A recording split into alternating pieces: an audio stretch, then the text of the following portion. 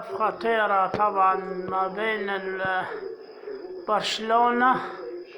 يعود برشلونة من تأخره من هزيمة الفوز، يعود برشلونة أهداف قاتلة خيالية.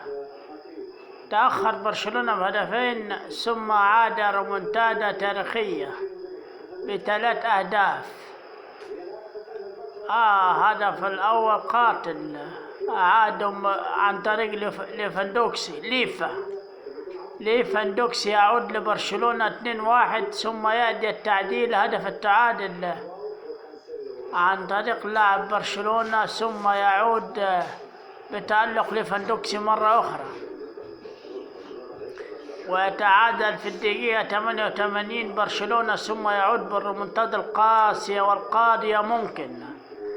قد تكون القاضية ممكن يا برشلونة، من 2-0 ل3-1 برشلونة يخطف هدف ثالث عالمي في الدقيقة 88.